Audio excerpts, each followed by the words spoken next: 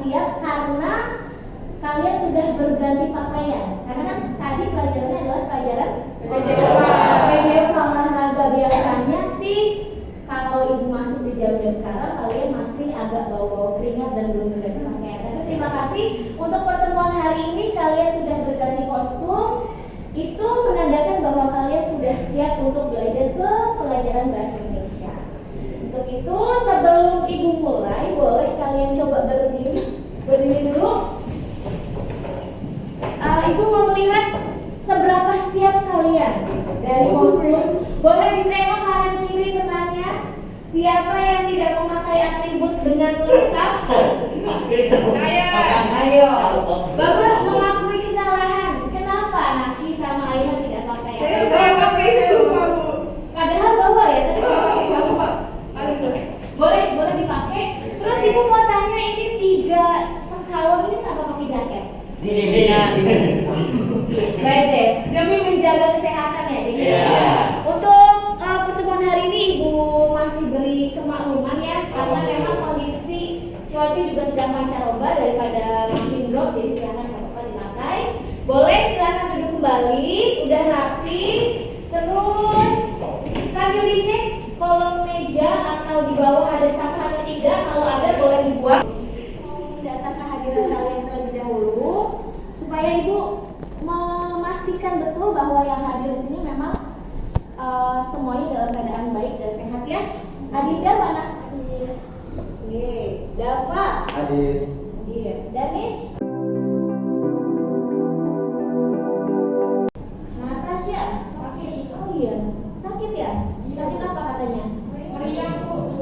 Abis ini kegiatan taktis camp ya? Nah tuh, biasanya kalau kelas 9 SKS itu kalau sudah sakit nanti biasanya nyamber, merembet. Jadi siap-siap doping pakai vitamin ya. Nah ibu mau tanya. Ya baik, ibu mau tanya nih, pertemuan sebelumnya kita habis belajar tentang apa? Ya, betul, kita di pertemuan sekarang masih tentang teks cerpen. Cuma berbeda dari pertemuan sebelumnya. Kalau pertemuan sebelumnya belajarnya apa? Materinya apa? Lebih fokus Oh baik, berarti tentang unsur pembangun cerpen. Ada berapa unsur pembangun cerpen? 2. Apa? Cobain apa? Intrinsik sama ekstrinsik. Baik, intrinsik dan ekstrinsik. Coba Rigel, intrinsik itu apa? Unsur intrinsik unsur yang terdapat di dalam cerpen. Berarti kalau yang ekstrinsik apa, Mumtaz? Apa ya? Apa? Unsur yang terdapat di luar cerpen. Iya, yang di luar cerpen. Nah itu ada yang tahu tidak? Maksudnya di dalam dan di luar cerpen unsurnya apa? Ada yang tahu? Ya. Harusnya tahu ya, karena kan kemarin kita sudah belajar. Di dalam itu berarti ada di cerpen itu sendiri. Kalau di luar bisa kita tulis. Bagus sekali Zulfikar. Kasih tepuk tangan. Nah ini ibu hanya sekedar mengingatkan supaya kan baru banget kita belajar kemarin nih supaya tidak lupa. Karena kalian sudah memahami unsur-unsur yang membentuk di dalam cerpen tersebut, berarti kita lanjut ke materi berikutnya, yaitu tentang struktur yang membentuk atau membangun cerpen itu sendiri. Jadi kenapa di dalam cerpen tersebut harus ada struktur? Supaya ibaratnya seperti rumah gini loh nak.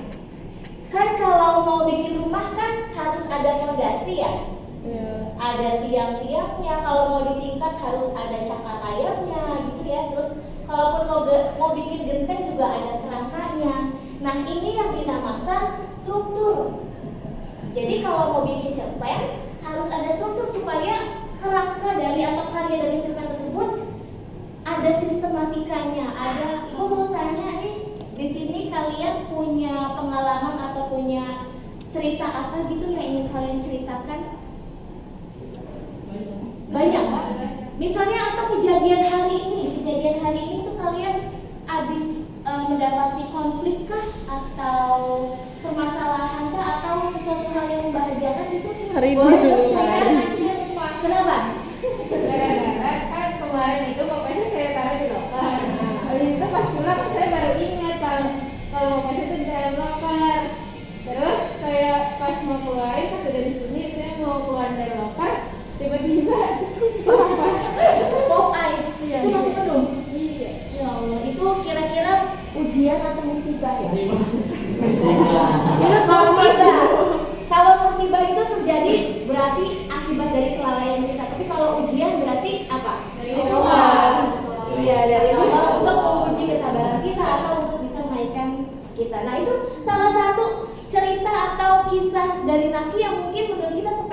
buat kaki, aduh ini kan lumayan 8.000 nih, saya beli nih akhirnya harus tumpah gitu kan.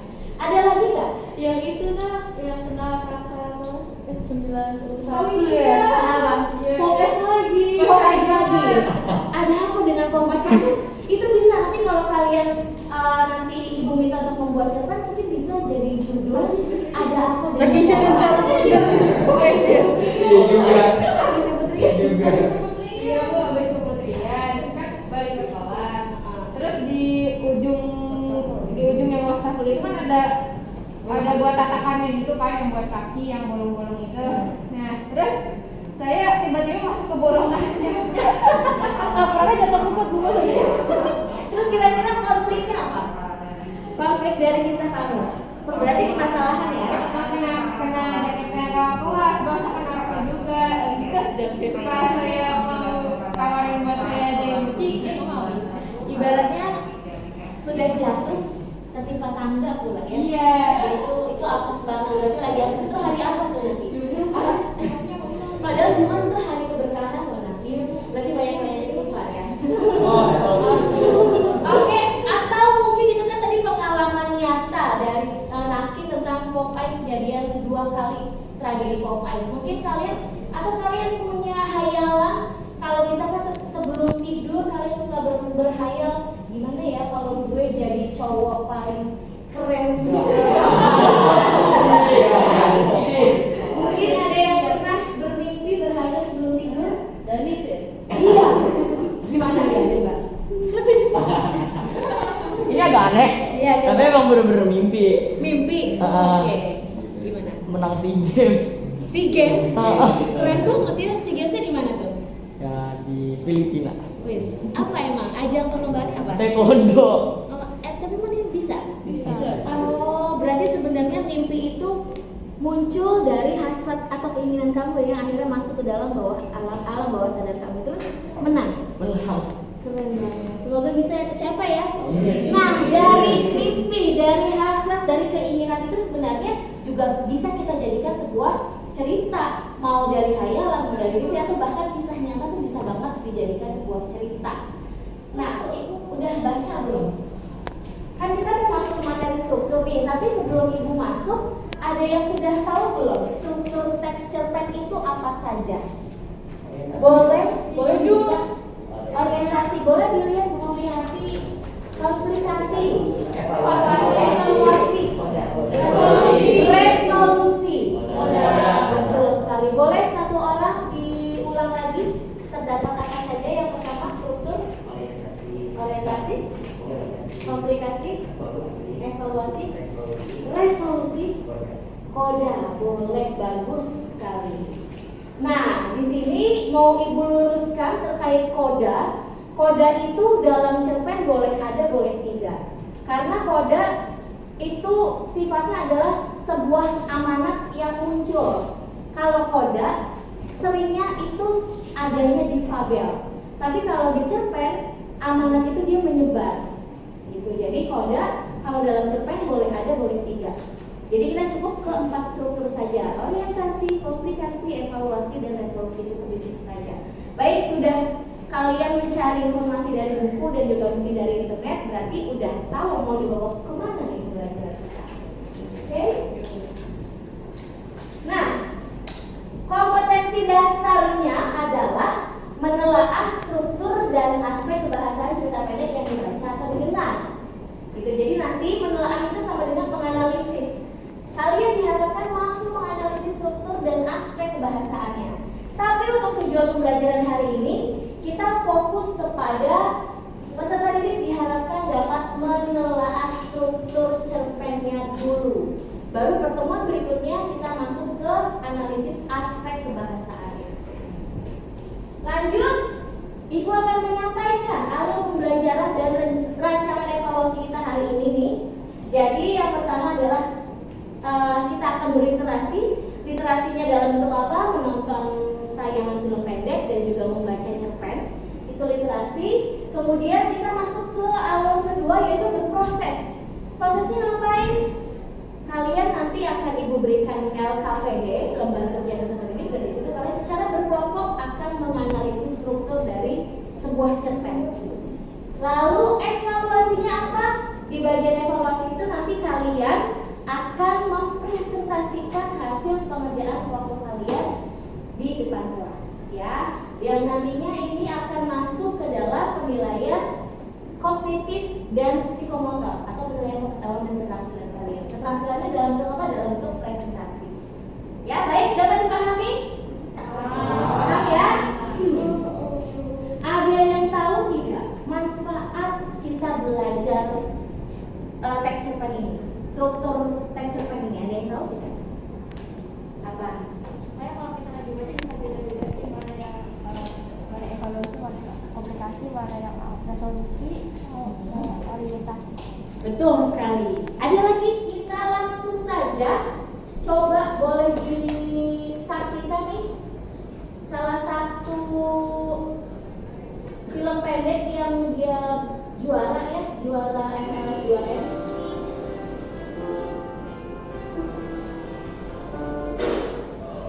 Sorry tadi dompet gue jatuh.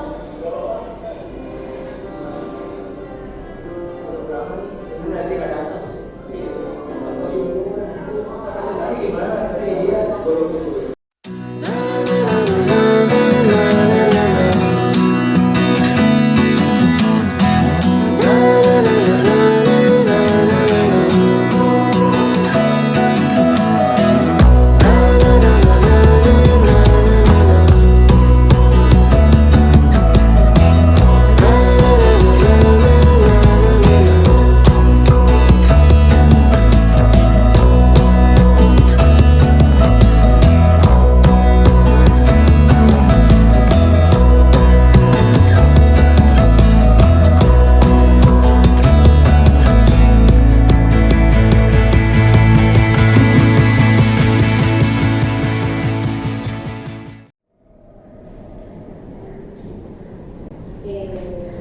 Sudah? Kira-kira udah masuk belum? Ini dia sebenarnya lebih banyak tanpa kata ya, lebih banyak ke pengulangan adegan, tapi di setiap adegannya mengandung makna. Ada yang bisa nggak maksudnya ini apa? Maksud dari film pendek yang kita saksikan mungkin sekitar 5-6 menit. Ada yang mulai ngedor atau gitu. Ini film sebenarnya dalam banget loh. Ada yang tahu? Kata-kata terakhir dari peran utama apa? Pemeran apa itu? Jadi harus memperhatikan sekitar. Terus? Kita menolong orang lain kalau ada kesusahan. Bagus. Itu isi atau hal positif atau amanat yang bisa kita petik ya. Benar banget, harus peka sama sekitar. Dan di sini siapa yang memberikan contoh kebaikan? Pertama kali. Ya pemerankannya ya, yang pas dompet jatuh gitu. Jadi dia lebih peka dengan sekitar dan kemudian karena dia memiliki karakter yang baik, dia mengajak orang lain untuk ayo kita juga harus peka. Peka atau PK? PK. Yang betul adalah PK. Kita harus PK, kita harus peduli terhadap sekitar, apalagi terhadap lingkungan pertemanan dan tentunya keluarga ya, karena kan itu yang akan benar-benar berarti atau support untuk kehidupan kita gitu. Itu harus benar-benar kita kuatkan gitu. Nah ini contoh bagus dan kalian bisa introspeksi nggak?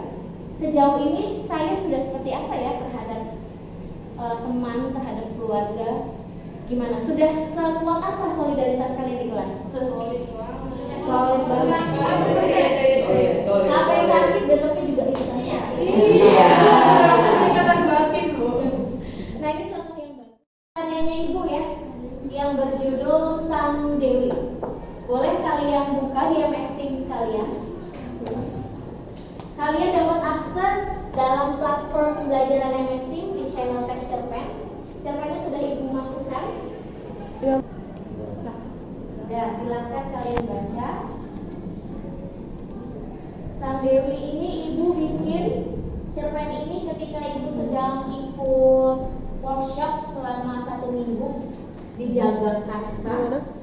Dan cerpen ini juga sudah dibacakan dalam psikologi. Ini yang pas ini Dokumen. General di teks cerpen. Di bagian teks cerpen.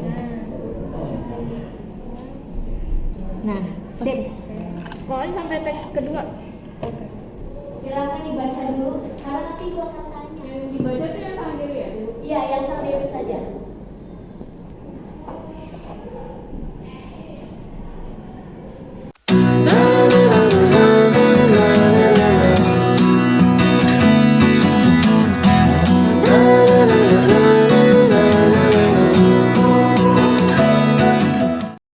Kenapa Vira nangis? Kenapa emang?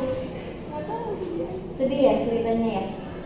Bagus, berarti kamu masuk ke dalam dunianya si Dewi Kliwonti itu.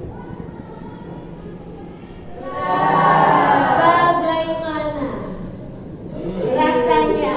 Bad ending. Bad ending. Tapi dari bad ending sebenarnya jadi happy ending ya? Iya nggak sih?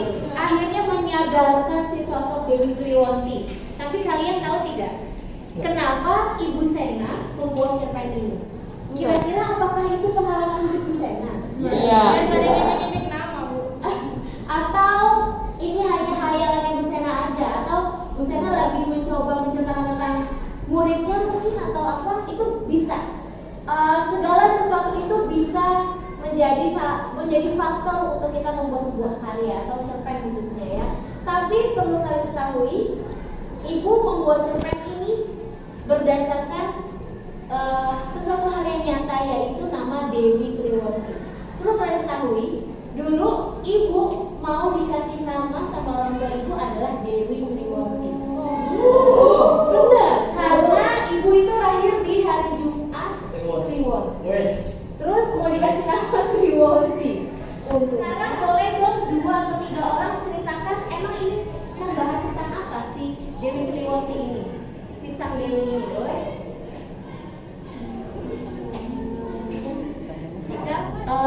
Cerpen ini ngomongin apa? Tentang kisah Dewi Kliwonti diejek-ejek sama temennya karena orang miskin. Karena orang miskin. Apakah hanya orang miskin aja? Enggak. Enggak. Namanya. Terus juga tubuhnya. Oke, betul. Itu ya. Berarti dari awal saja sudah muncul konflik ya? Lebih konflik apa sebenarnya?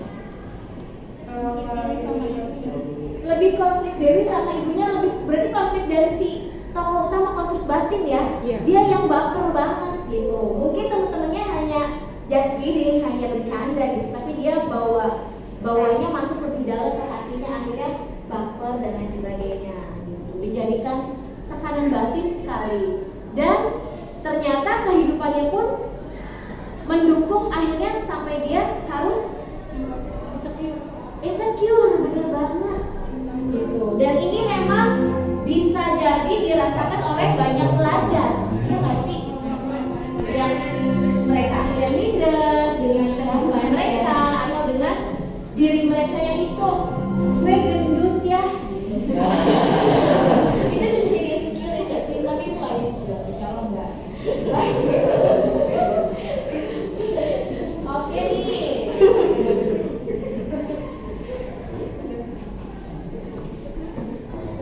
Gue mau tanya nih, kan tadi kan kalian sudah lihat 2 contoh cerpen, satu dalam bentuk dijadikan film, satu dalam bentuk cerpennya itu sendiri. Isinya tadi tentang apa kan sudah sama-sama dibahas ya. Terus ada tidak konflik dari kedua cerpen tersebut? Konflik di film pendek Olaf apa? Orang-orang pada peka Sama lingkungan. orang-orang pada tidak peka sama lingkungan, ketidakpekaan, ketidakpedulian, betul. Kalau konflik dari cerpen Sang Dewi apa konfliknya? Seorang anak perempuan yang insecure karena dikatain temen-temennya, terus dari kehidupannya juga ya nggak terlalu iya Pinter, sama tidak bersyukur sama kehidupannya dia ya. Betul sekali. Berarti kalian sudah mampu nih menemukan informasi-informasi yang terdapat di dalam cerpen-cerpen ini gitu.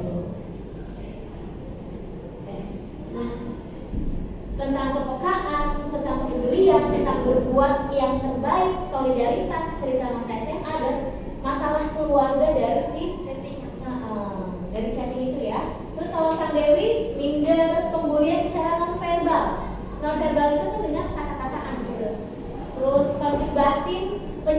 saat penyesalan beradanya di mana tadi? Di akhir banget ya. Kalau di awal namanya pendaftaran ya. Sama menghargai dan cerita masa sekolah. Gitu. Baik. Nah,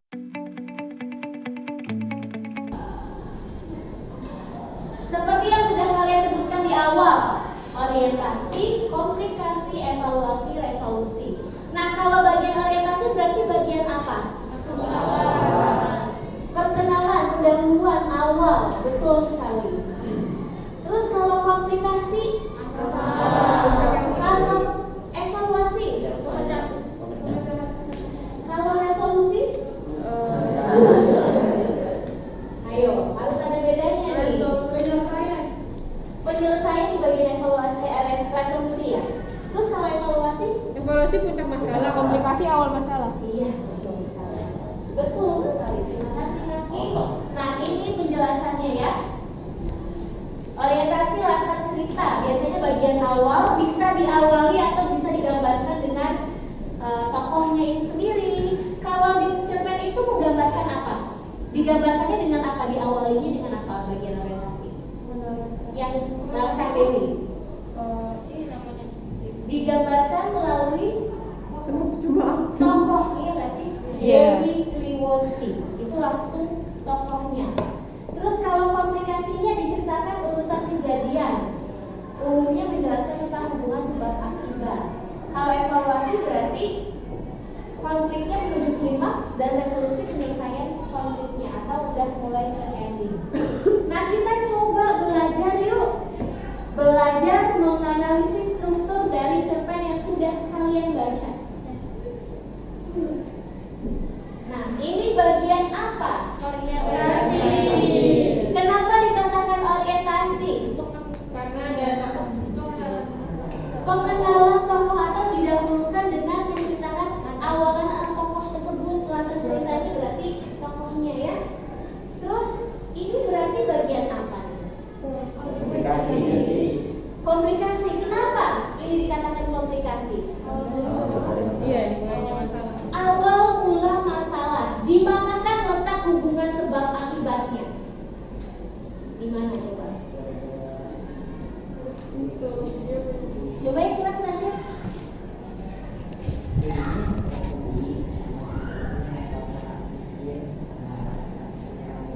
Betul sekali. Dewinya merasa dia dibully ya, karena namanya yang jelek dan keadaan dia yang tidak beruntung lah ya. Gitu. Betul sekali, itu awal mula kejadiannya. Kenapa dia akhirnya semakin insecure dan marah terhadap ibunya. Ini bagian komunikasi, urutan kejadiannya. Ini apakah masih komunikasi atau sudah evaluasi? Boleh dilihat. Masih komunikasi, masih urutan kejadian yang saling berkesinambungan, ada hubungan sebab akibatnya. Betul sekali. Nah, ini masih komunikasi atau sudah masuk ke evaluasi, ke konflik sampai puncak masalah? Sudah masuk ke evaluasi. Bagian yang mana konfliknya memang?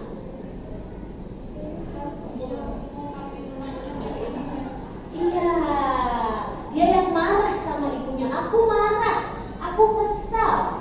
Hari bahagiaku terenggut dengan dua kata itu. Dewi Kliwonti itu dia udah marah tuh. Marahnya sama siapa? Ibunya.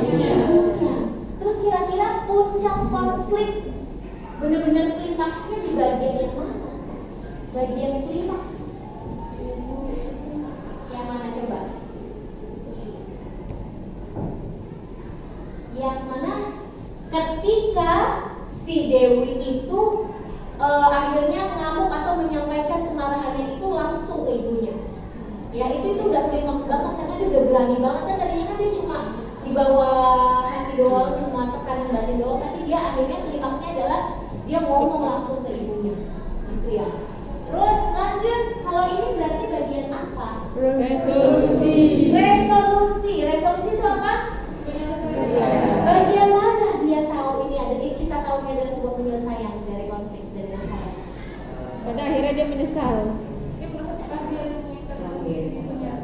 Pas dia menemukan catatan yang ditulis oleh ibunya tentang dia.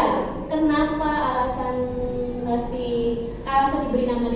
Megawati, terus ternyata si Dewi Kriwati bagi ibunya adalah sosok Emas. sosok apa lagi, bidadari yang cantik ya, itu yang sangat berharga untuk ibunya. Betul sekali, berarti kalian melalui latihan analisis ini kalian sudah tahu di mana struktur-struktur yang membentuknya. Itulah cerpen, harus ada kerangka, harus ada struktur yang sistematis supaya cerpen tersebut isinya adalah cerita yang berkualitas. Ada alurnya, ada dari tahapan masih di bawah, kemudian sampai bikin kita emosi dan sampai akhirnya saat kita menangis, berarti itu kan puncaknya jelas, nyata. Itu contoh dari sebuah cerita yang sistematis. Oke, sekarang kita sudah masuk ke bagian penugasan. Penugasannya dilakukan secara berkelompok. Jadi kalian boleh dibuka MS Teams-nya terlebih dahulu. Di situ sudah Ibu unggah assignment tentang LKPD 1 menelaah struktur teks cerpen. Udah dibuka. Nah, LKPD ini nanti dikerjakan secara berkelompok. Terus cerpennya dari mana, Bu? Cerpennya adalah dari pembacaan cerpen melalui audio yang judulnya adalah Rahasia Perpustakaan.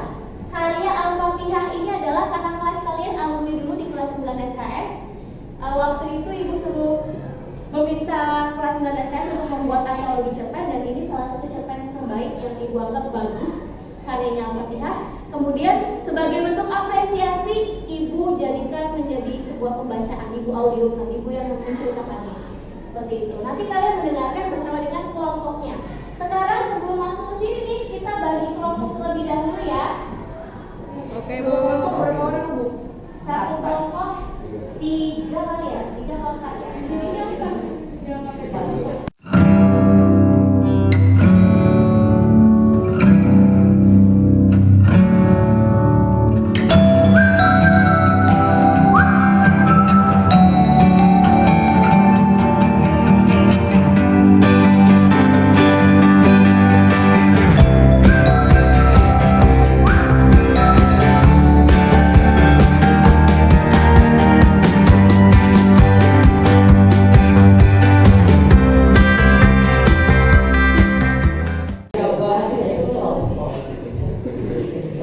Baik, mana kelompok 1?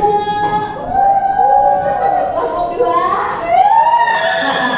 Kelompok 3? Kelihatan, Bu. Betul sekali. Cuma nanti kalian boleh. Ini anak-anak, ini adalah kisi-kisi penilaian pengetahuan. Jadi ada 2 yang akan muncul di LKPD, yaitu kisi-kisinya adalah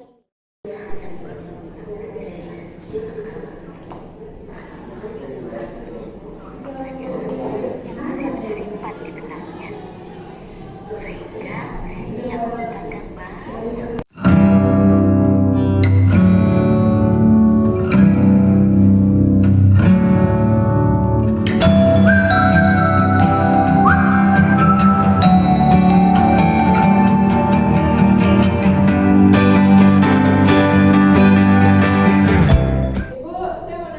ya apa? Boleh ke sini?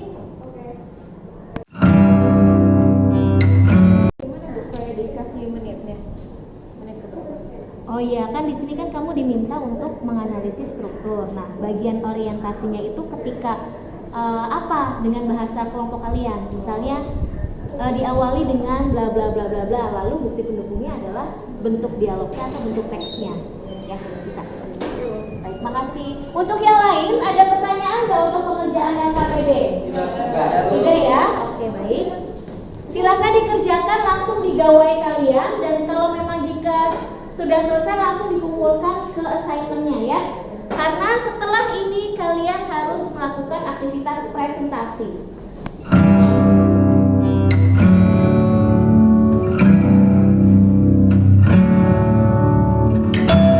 Di LKPD ini sudah Ibu cantumkan juga rubrik penilaian. Ya, ini menjadi arahan kalian tugasnya. Jika kalian ingin mendapatkan nilai sempurna, maka kalian fokus ke rubrik penilaian di bagian pertama.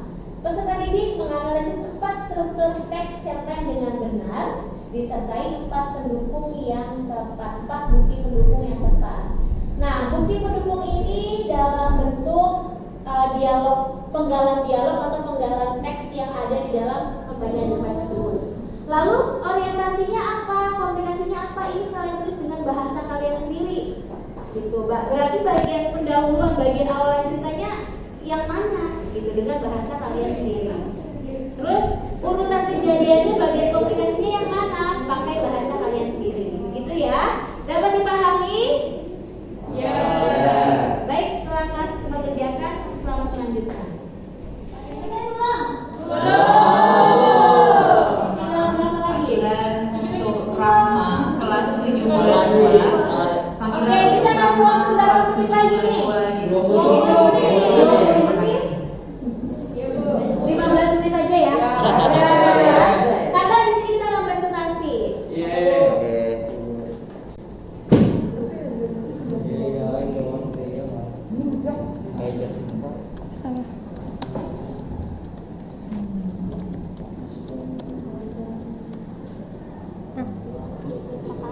Iya. Modelir,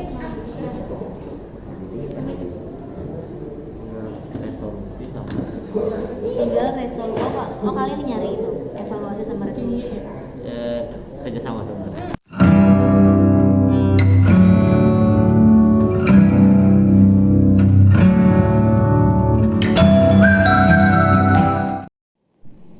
Assalamualaikum warahmatullahi wabarakatuh. Waalaikumsalam warahmatullahi wabarakatuh. Kami dari kelompok 1 yang beranggotakan Dava, Safira, Anda, dan Zulfikar.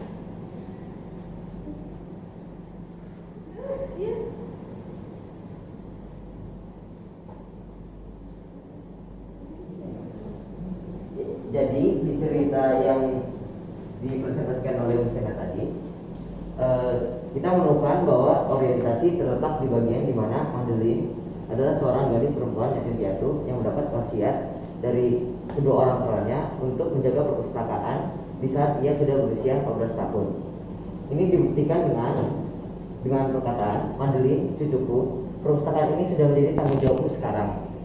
Kau sudah berumur 14 tahun. Nah, sesuai dengan wasiat kedua orang tuamu, sekarang adalah saatnya kau menjaga perpustakaan ini dan seluruh isinya. Ujar Mr. Albert kepada cucu bungsunya, Madeline. Dan kami juga menemukan aplikasi yang berbentuk Madeline menemukan sebuah buku coklat yang sudah usang berjudul buku rahasia yang katanya dapat mengabulkan permintaan. Dan kalimat buktinya itu saat Madeline sudah selesai membereskan buku, tiba-tiba ada sebuah buku usang coklat yang jatuh. Bro, kira-kira itu suara yang tepat di telinga Madeline. Judul buku rahasia, hanya hati yang terbaik yang akan menggunakannya. Bagian evaluasi yaitu Madeline mulai membaca sebuah buku berwarna hijau dan berharap keinginan terkabul. Bukti kalimatnya adalah Madeline mulai mencari sebuah buku berwarna hijau, warna yang tadi ia usulkan. Setelah mencari-cari, akhirnya ia berhasil mendapatkan sebuah buku yang berjudul Petualangan dalam Dunia Mimpi. Oke, untuk bagian yang terakhir dari cerpen ada resolusi. Resolusi ini sendiri kita menemukan dalam bentuk yaitu keinginan Madeline terkabul. Cahaya muncul dari jendela dan Madeline mengambil sebuah buku berjudul Spring I'm Coming yang ternyata berisikan pesan dari kedua orang tuanya yang sudah meninggal. Sekarang, nah kalimat ini, kalimat resolusi tadi dibuktikan dengan adanya kalimat sekarang ia sudah dapat menemukan apa yang ia inginkan. Ia mengambil sebuah buku bercampur orange berjudul Spring I'm Coming. Dia sangat mengingat suasana musim semi, banyak bunga baru yang tumbuh.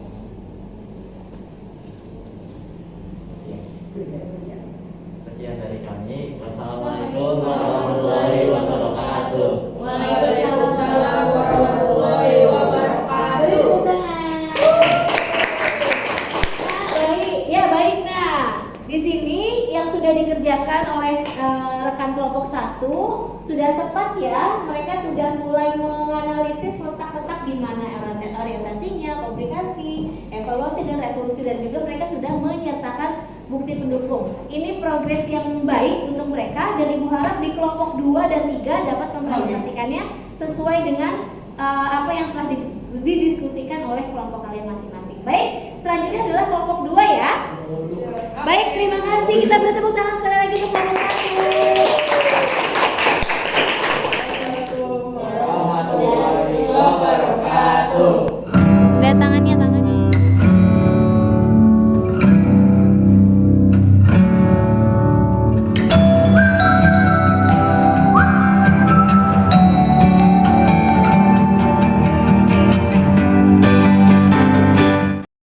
Akhirnya selesai sudah nih. 3 kelompok kalian sudah presentasi, sudah menyampaikan hasil diskusi kalian terkait menganalisis struktur dari cerpen rahasia perpustakaan karya Al-Fatihah.